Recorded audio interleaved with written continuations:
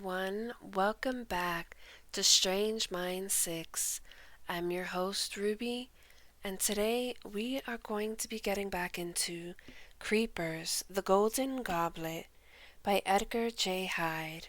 But before we begin, please hit that like button, hit that subscribe button if you haven't subscribed already, and without further ado, my dear friends, grab a snack, grab a drink, or sit back and relax, and let's get to it. Chapter 15: Selling Souls.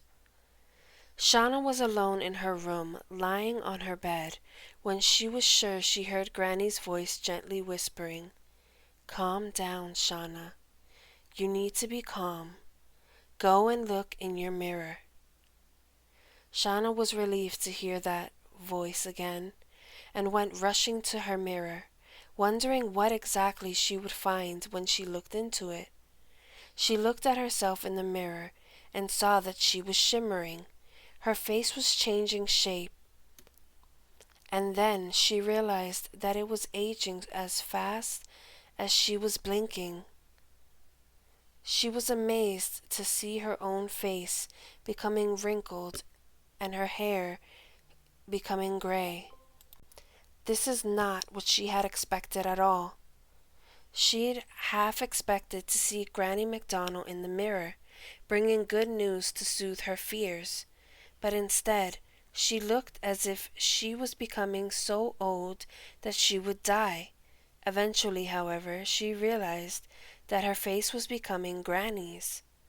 Out of curiosity, Shauna looked at her own face in a hand mirror that was lying on her dresser and saw that her face was unchanged. It was only in the main mirror on the dresser that she could see Granny's face.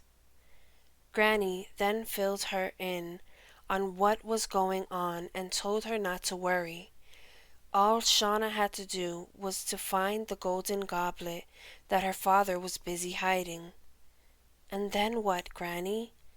Where will I hide it to make it safe?" "It's too late for that. You'll have to make sure you find the secret memory that is hidden inside the golden goblet. Then you must interpret the clan battle plan that the secret memory contains. We must find a new place to dream talk, as the McPherson's ghosts have taken over the Balmaconnell Church. Although they are much weaker these days, they can pass on their rotting ghost disease just by touching us. If they pass it on to us, we'll lose our powers and start to rot just like them." "You mean all those horrible ghosts were not part of a terrible dream?" "No, my dear, they are very, very real. And if they get their way and control the world, they'll trick everyone into thinking that selling their souls to make money is the only way to live. But you and I know that's not living at all. And when people start thinking like that, they have already started to die in many ways.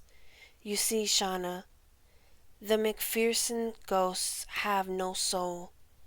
That is why they fade away after only 100 years or more. That is why they are rotting away in that horrible way."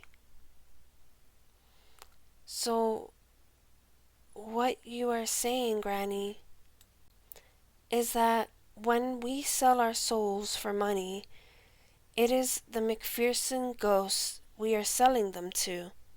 "Exactly. Every time someone in the real world sells their soul for money, or for some other selfish gain, it's a McPherson ghost who buys it. Fortunately, it's a very low and slow way to save all the McPherson ghosts. But if some of those people who have sold their souls are persuaded to give the McPherson the golden cup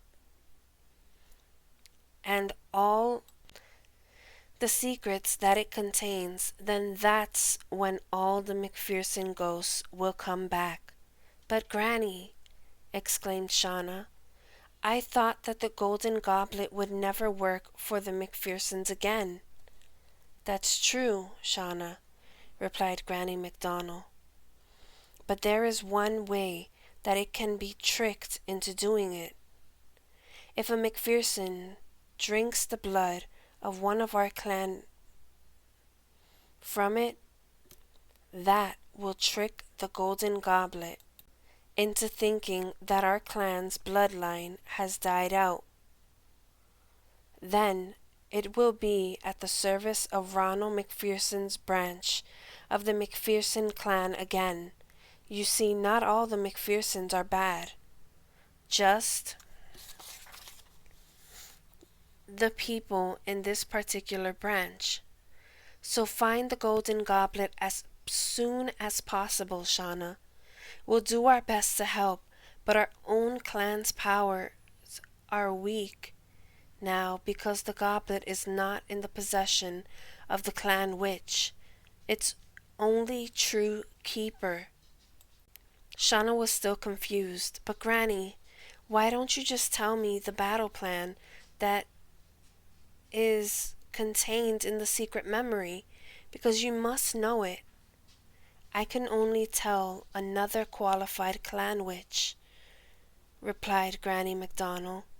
If I tried to tell you now, you wouldn't be ready to receive the information. You wouldn't understand it. As you know, you have to be much older to receive the wisdom of the secret memory.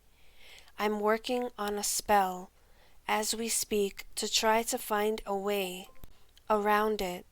But until I've succeeded, you'll have to work out the code for yourself. But none of this is relevant unless you can find the goblet. Oh, and one other thing. We Celts have a tradition of never writing anything important down. This is because we fear we may break some of the spells that protect us. But I have done something very risky indeed. I have written down the secret memory on sacred parchment. Unfortunately, you will not be able to read it until you are the clan witch. I put it in the golden goblet, and was in the process of putting it somewhere safe when I became sick. Mrs. McSorley thought she was doing the right thing by giving the goblet to Karen, who she assumed had inherited my mantle of witch, wizard, or druid. She couldn't have known she was making it easy for our enemies to get it. But if you've written it down, doesn't that mean that whoever reads it will know the secrets? Said Shauna. Only if they are open to the other world, which thankfully Karen and Fergus McPherson are not, replied her grandmother. It won't make sense to either of them unless the ghost of Fergus's grandfather can eventually get through to him somehow. Of course, while it may not make sense to them, if they show it to anyone else who is open to the other world, then the secrets will be out. And if over 1 million of those people who are open to spirits find out about the secrets, then at that point, everyone in the world will be able to understand them. I can't think of any way that 1 million people will be made aware of these things, though. So don't worry too much about that. Also, I cast a spell on the ink that I used, which means it will be visible for only a week. But my ghost is tired now and I must rest. With that, Shauna saw Granny's face gradually getting younger and younger until it was her own face that she saw in the mirror once more. Shauna felt different, as if she was getting stronger, in a way that she could not put her finger on. She knew that she didn't have much time to find the parchment on which Granny had written down the secret memory before it faded with the help of Granny's spell.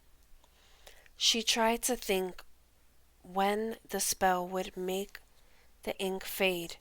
She worked out that as Granny had written it before she got sick, it would fade by 5 o'clock the next evening. Shauna wondered if she should try to get the golden goblet tonight. She waited until it was really late and crept into her parents' bedroom. While they were sound asleep, because they had just moved into the rented house, there were no curtains yet in their room, and that meant that the moon lit up their faces as they slept. There was something glistening in the moon, just under her father's chin. As Shauna crept closer, she saw that it was the golden goblet. Oh no, there's no way I can get it until tomorrow now. The next morning, Shauna went downstairs, resolved to try one more time to get her mother and father to understand what was really going on. When she found them, they were in the middle of unpacking things and putting them into drawers in the kitchen. She proceeded to tell them everything about the dreams that were not just dreams, and about Ronald McPherson's ghost, and the danger to the future of the clan. But as hard as she tried, Karen was not having any of it. Is there anything I can do to make you believe me, Dad? Shauna asked eventually. No, there isn't, replied her father. Now, if you'll excuse me, I have to go out to meet someone. Who? Asked Shauna. I don't think you need to know that right now, young lady. His hesitation immediately led Shauna to guess that her father was taking the golden goblet with him wherever he was going. Her father left without saying goodbye. She turned to her mother, putting on her best hurt expression. Her mother took the bait and said, "He went to meet his boss at the airport. Apparently he's very excited about your father's scoop." "I bet he is," Shauna said contemptuously. She knew that she would have to play this one just right.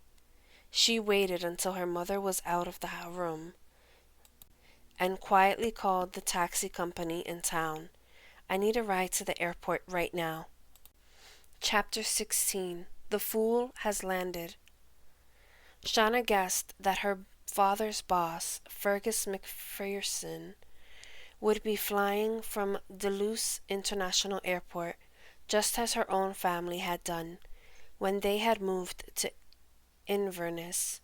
Inverness Airport was tiny, so it wouldn't be hard to spot her father. Shauna knew, however, that it was also not hard for her father to spot her. She received some funny looks from people at the airport as she crept around. A man carrying his bag to his car looked at her quizzically and said, "You look suspicious."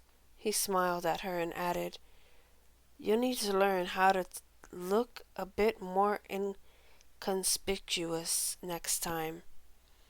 Shauna immediately felt comfortable with this stranger, who certainly seemed to know she was up to something.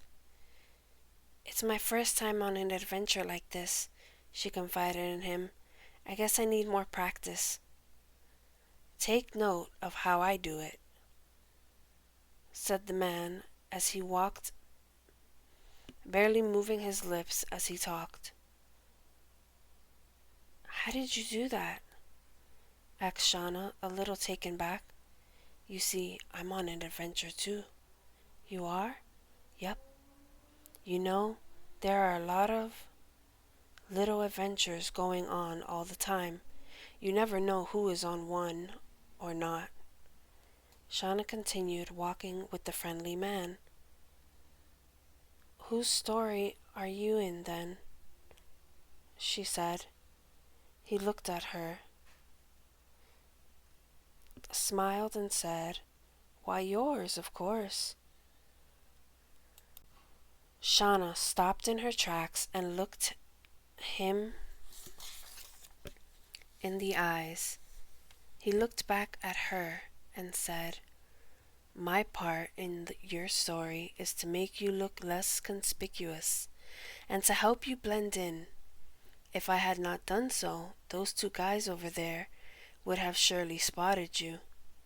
He pointed to Shauna's father and his boss. Because, but because you looked like you were with me, your father and his boss walked right past you without recognizing you. "Wait a minute, do I know you?" Shauna asked as the man started flickering in front of her eyes. "Yes, I'm Danny the Druid. I'm better dressed than when we last met. We're getting weaker the longer the goblet remains in the wrong hands. No offense, but right now, your dad's hands are definitely the wrong hands. Some of us will appear briefly to you in order to lend a hand, but be careful. Should your dad's boss take the goblet into his possession, then the McPherson ghosts will gain enough strength to appear to you, too, and helping you isn't on their list of things to do. You'll need your wits about you. Good luck." And with that, he simply disappeared. Having help from Danny the Druid, Shauna felt instinctively that some of his talents for blending in had been passed on to her. So, she felt more confident now about following her father. "I wonder where they went," Shauna thought. "They're in the coffee shop, Shauna," were the exact words of a man speaking into his cell phone as he walked past her. "Thanks," she thought silently. "Don't mention it," said the voice over the airport speaker.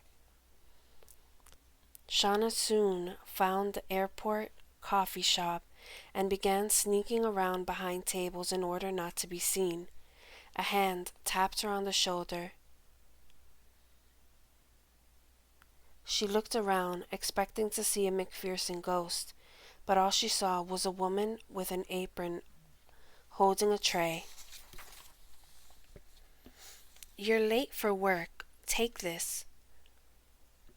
Shauna looked at her own clothes, and suddenly they were those of the other servers in the shop.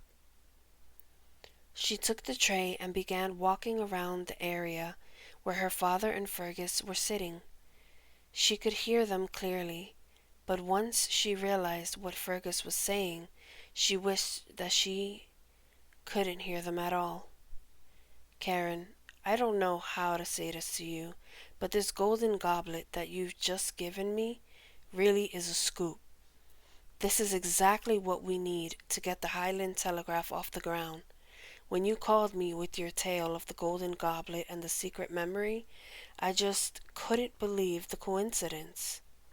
"What coincidence?" "Well, I think you may question my sanity if I tell you," said Fergus, not knowing that the only question Karen had regarding Fergus's sanity was whether or not he possessed any at all. Fergus went on. I think I have to tell you because, well, I'll need your help." "So, what's this coincidence you're talking about?" "Well, strange as it seems, over the last few weeks I've been having weird dreams. At least, I thought they were just dreams until you called last night. You see, some of these dreams have been about a golden goblet and a secret memory. Karen, I'm a down-to-earth guy.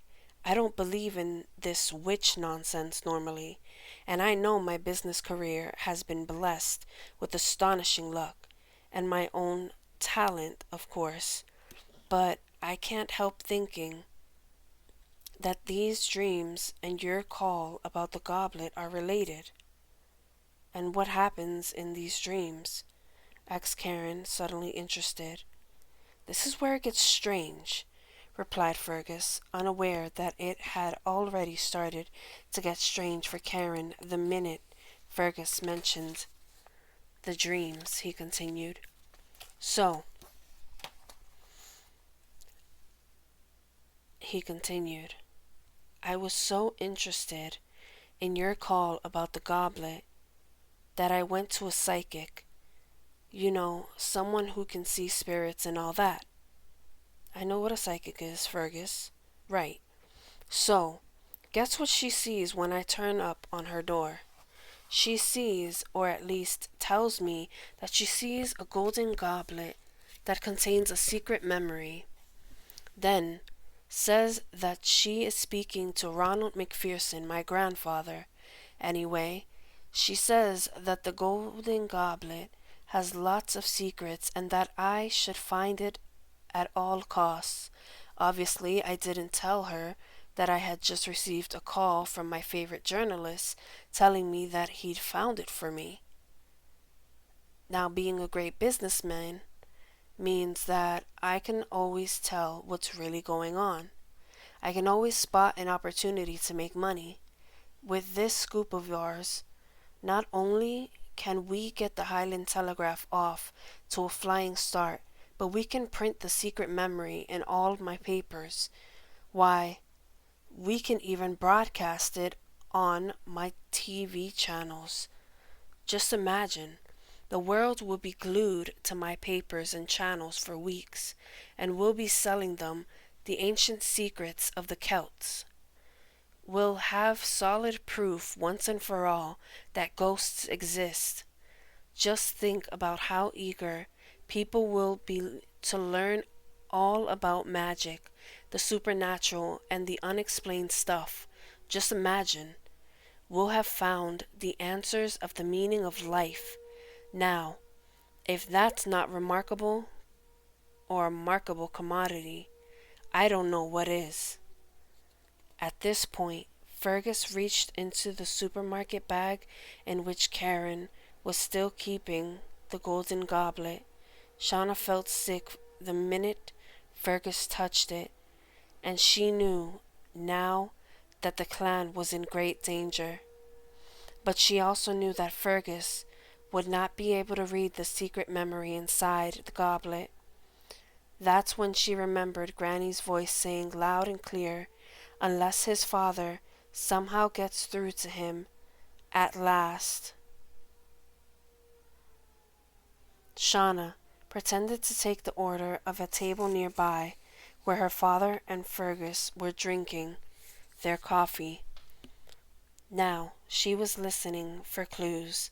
She needed to know if Ronald had made contact with his grandson. Fergus didn't seem to understand the situation, so he'd more than likely let the cat out of the bag. By now Fergus was holding the golden goblet in his hands. Chiron, after hearing about Fergus's dreams and then remembering Shauna's tales about the golden goblet and her dreams of Ronald McPherson's ghost, started to realize that there must be something in it. He wished now that he had listened to her, but it was too late for that now. He glanced over his shoulder in search of a waitress in order to pay for the coffees. Shauna could not have mastered the art of blending into the scenery just yet, because her father spotted her right away. She held her breath, not knowing what to do next. But her father, as she learned at that moment, was not as thick as she had thought, because although he had recognized her, he kept his mouth shut and just looked back at Fergus. He planned to distract him so that Shauna could grab the plastic bag with the goblet inside, but he had to get it out of Fergus's hands first. Fergus started talking again as he took the lid off the goblet, and to Shauna's horror pulled out the sacred parchment. with the secret memory written on it. "See, I knew there was something," said Fergus. You might not believe this, Karen, but in my dream, my most recent dream, the one last night after I'd met that medium, I talked to my grandfather, or to be more accurate, I spoke to his ghost. Until I opened up this golden goblet right now, I wasn't sure if I was losing my mind or what. But in that dream, my grandfather's ghost, told me that I'd find all this secret memory stuff on this parchment. He told me to close my eyes so that he could cast a spell on me that would enable me to make sense of all the mysteries written down here. Fergus interrupted Shauna's father. "I should tell you the golden goblet is still the property of my family. I still have not agreed to sell it to you." "Sell it to you? Sell it to me?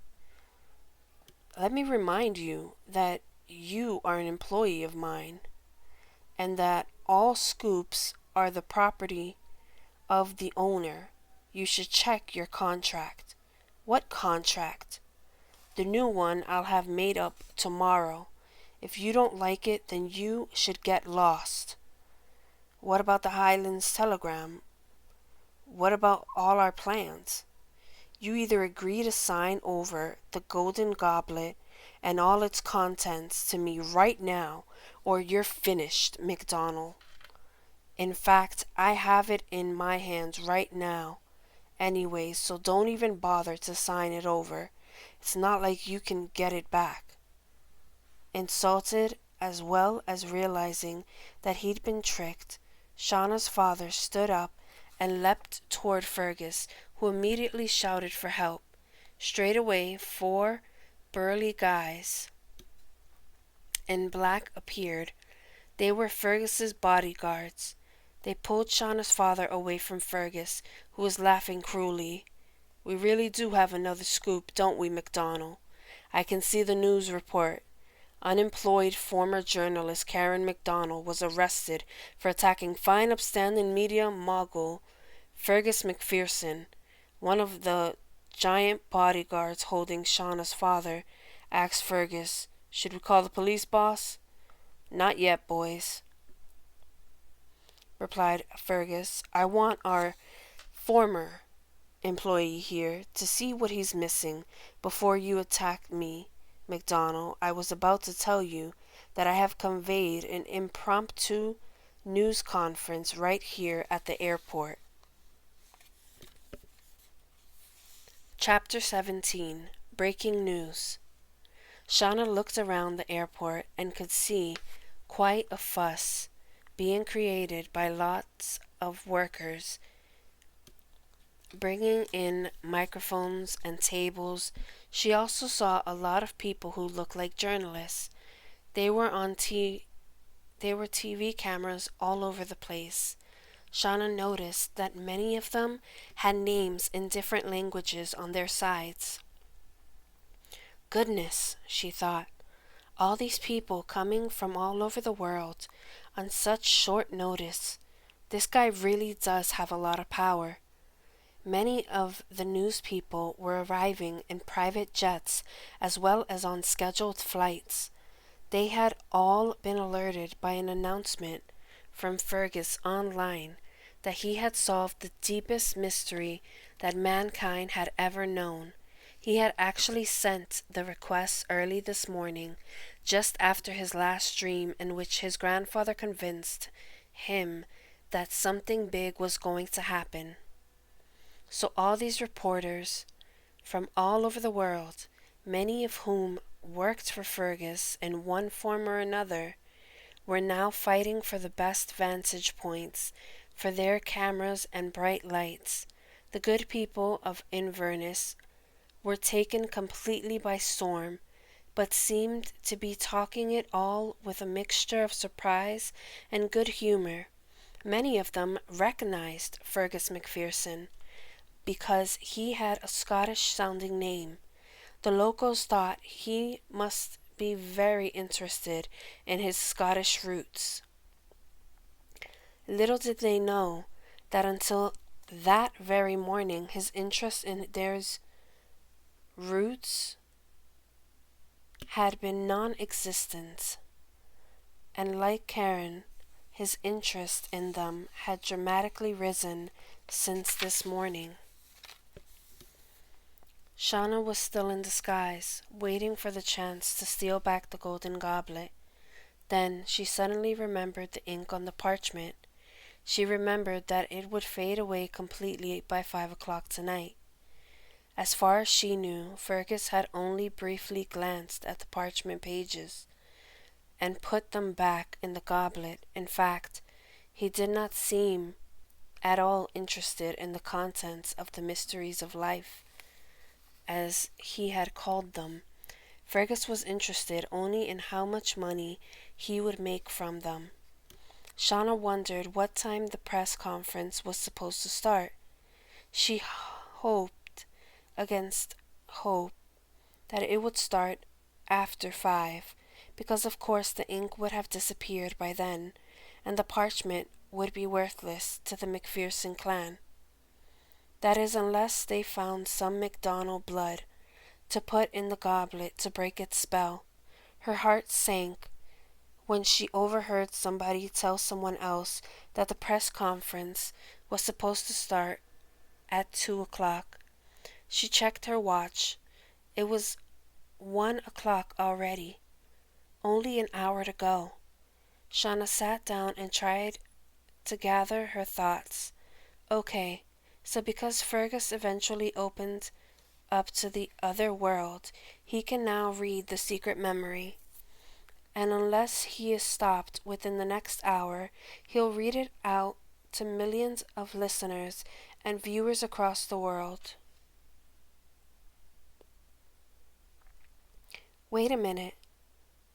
Didn't Granny say that if 1,000,000 people discover the secrets, then everyone would know them? And more importantly, doesn't that mean that everyone, including the McPhersons, will discover her clan's battle plan? The one that will save the clan from its enemies? Her head was spinning. Shauna looked again at all the TV cameras and all the journalists. Just then, Shauna overheard Fergus talking on his phone. From the sound of his side of conversation, he was extremely angry about something. Listening intently, Shauna was able to hear that the press conference would not start until some rich billionaire got there from South Africa. This guy, it would seem, spent a lot of money with Fergus's advertising basketball shoes on Fergus's TV channels and in his newspapers. He insisted that he be able to sit beside Fergus when he revealed the mysteries of life. What do you mean it will be good for business? Shouted Fergus on the phone. Okay, we'll wait. But don't take too long. What? You'll make it in time, you say? Yes, I trust you. Take as long as you like, said Shauna to herself, still thinking about the fact that the ink would disappear at 5 o'clock. Fergus put his phone back in his jacket pocket and muttered to himself, "The biggest mystery of life, Mr. Blair, is why anyone should ever trust you." By now, nearly all the journalists were in their places, waiting for the press conference to start. There was an expectant air filled with all the chattering, gossiping, shouting, and laughing of the assembled crowd, but it was now nearly 3 o'clock, and still the billionaire, Mr. Blair, had not arrived. The TV lights that shone on Fergus showed that he was sweating. Amazingly, he still had not opened up the golden goblet again. Shauna could hardly believe her luck. She was sure now that he wouldn't look at the parchment inside it until he read it out loud to the crowd, and he was not going to do that before Blair appeared. Shauna tried to think of other ways to hold up proceedings. She wished that it were winter, because then there might be a bad storm that would prevent Blair's private jet from landing. Rich as he is, thought Shauna, even he can't bribe the weather. A voice from the loudspeaker suddenly boomed throughout the building announcing that the airport was closed because of a sudden surprise snowstorm. Everyone looked out the window and to their amazement watched sheets of snow begin to cover the runway. And it was May. People were gasping in awe. Funny, thought Shauna. I wished for snow and it came. Mr. Blair's plane won't be able to land now. Little did Shauna know that Granny was working away behind the scenes, casting spells that worked through Shauna's wishes. Granny had very little power left and was fading fast in her hospital bed. But she had managed to tap into Shauna's strength with her newest spell. After seeing the snow, Fergus had decided to give up on waiting for Mr. Blair, and stood up to start the press conference without him. He cleared his throat and tapped on the microphone directly in front of him. Shauna was looking around and wondered what else she could do to hold things up when she suddenly noticed that there were sprinklers all over the ceiling in case of a fire. She wished that they would come on and soak everyone. Right then, that's exactly what happened. Everyone was running around screaming with fright. Many of the TV lights were sparking and flashing. Such was the interest in the mysteries that Fergus had told them about. However, that the assembled crews soon recovered and were back in place within half an hour. But by now it was nearly 4 o'clock. The ink had only an hour left before it faded from the parchment. Shauna wished that the fire alarm would go off, and of course it did so immediately. Again, there were frantic scenes as everyone evacuated, but the crowds were by now even more interested than before in the mysteries that Fergus had promised them. By the time they were all settled for the third time, it was 4:30, only 30 minutes to go.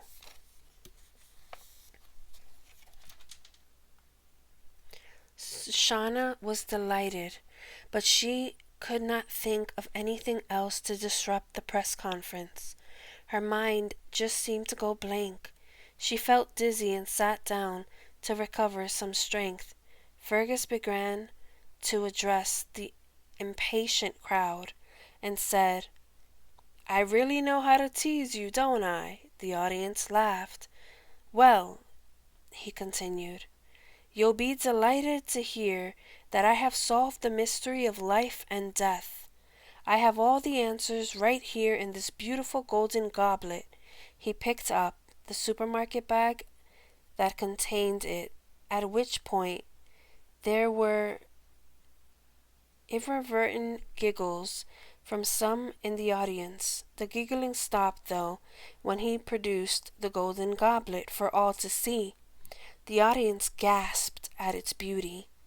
This wondrous ancient Celtic artifact contains a sacred parchment on which it is written the secret memory. The secret memory is filled with spells, potion recipes, and other magic. It also contains proof that there is life after death. The more Fergus went on and on, the more the audience started to smirk and wonder what on earth had persuaded one of the most important people in the world to stand before the world's press and TV audience to make such an outlandish comment. But then, some of the more experienced reporters thought that there was no way that Fergus would do all this unless he really did have proof. After all, he had not become rich and powerful by making himself look like a fool. The rest of the audience started to think the same way, and then listened more carefully. Now, without further ado, I give you. Fergus was interrupted by a familiar voice. Excuse me, senor, but where did you come across the golden goblet? Asked the journalist with a very kind smile.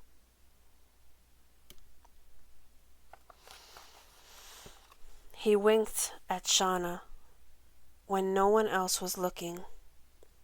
It was in my Highland family for years, answered Fergus, but it was stolen from us by a very bad bunch of people. In fact, I recovered it only this morning. I will answer your questions later, gentlemen. The next person to interrupt me will be thrown out. Shauna checked her watch. 20 minutes. Sorry for the interruption, folks. Now to continue, ladies and gentlemen, I give you the secret memory. With that, he picked up the golden goblet and was starting to reach inside.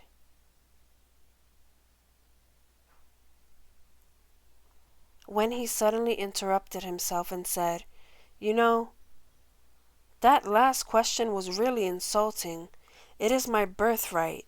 I might as well tell you that it is my destiny to master the secret memory and to master all the mysteries within.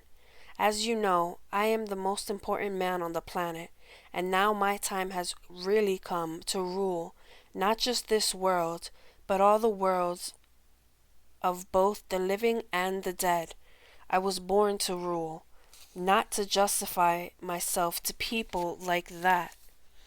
Journalist, with the silly smirk on his face, as he continued with this unscripted rant, Macpherson's ghosts all over the other world who had been listening and were now slapping their foreheads in disbelief as Fergus talked and talked and talked. All the time, Shauna was looking at her watch. 5 minutes to go. "So you see, ladies and gentlemen," Fergus droned on, "I am your leader and will be forever more. Not only am I rich, powerful, and important, but as you are about to learn, I am also immortal. 2 minutes ago. You might say I am sort of a god amongst men. 1 minute to go." Fergus picked up the golden goblet again. "So I'd stay on my good side from now on if I were you. 30 seconds. But I'm not you, thank goodness. Now let me show you how important I really am." Fergus took the parchment out of the goblet and started to hold it up to the TV cameras that was nearby. By now the audience was scared of Fergus, and they looked respectfully at the parchment as it was being held up. Shauna could see that Fergus was about to show the evidence of his power when she saw him suddenly looking around. He was looking for her father. His gaze found Karen still being held by Fergus's guards. 10 seconds to go. "Are you watching, Karen?" Fergus paused again, causing the audience to groan. "Karen, you really should have not messed with me today. Okay, everybody, here we go." Shauna was counting the seconds to herself. 3, 2, 1. At that moment, Fergus held up the parchment for all to see. His face was gleaming, as if he'd just been crowned king. So you can imagine his confusion when the audience, instead of remaining scared, now started to laugh. He cleared his throat uncomfortably and shifted uneasily to his feet. The audience started to laugh louder and louder until Fergus looked at the parchment he had just shown them. He couldn't believe it. It was blank, and he tried to work out why it wasn't earlier. When he'd looked at it while having coffee with Shauna's father, the parchment was full of beautiful writing. The audience was now howling with laughter. After all, it's not every day that the most important man in the whole world becomes the most laughed at man in the history of all the worlds, both dead and living. In the other world, Macpherson's ghost, who had foolishly wagered money on Fergus being able to pull this one off, were at that very moment handing over large sums of cash to be more realistic members of this strange branch of the Macphersons. Not that a few extra bucks is any consolation for losing what remains of your soul, but hey, it's better than going through the same thing flat broke. In all the melee, the bodyguards holding Karen were too busy falling to the ground laughing to be bothered with him, so he escaped, which only made the bodyguards laugh all the more. He quickly found Shauna and they hugged. "I promise I won't betray the clan again," said Shauna's father. "I promise that I'll take you more seriously in the future. I promise it's okay, Dad," Shauna said as she squeezed him even harder. Fergus Macpherson was still protesting that it was all true, and if they'd only listen. Everyone was too busy hailing taxis to finally leave the airport, which mysteriously was no longer covered in snow. Shauna's mother had come to the airport as quickly as she could because she'd seen Fergus shouting at Karen on the TV just before he showed the blank parchment to millions of viewers. She also had great news. After they'd all hugged, she told them a doctor at the hospital had called and said Granny's going to make a full recovery. They don't understand it, but it was a miracle how she just recovered her strength, she said. In fact, she recovered in the time to see her son's boss make a complete fool of himself. Even the doctors were in stitches. Shauna and her dad both laughed. They all ended up hugging again before walking out of the airport to go visit Granny. Epilogue. Yes, dear readers, the climax of the story has only just happened here in Inverness in this very afternoon. I'm very proud of Karen, Shauna, Christian, Carlos, Danny, and all the other MacDonald clan members, both dead and living. I'm glad I recovered so that I can tell Shauna that she is now the official witch of the clan. I'm quite sure that you have guessed who I am by now.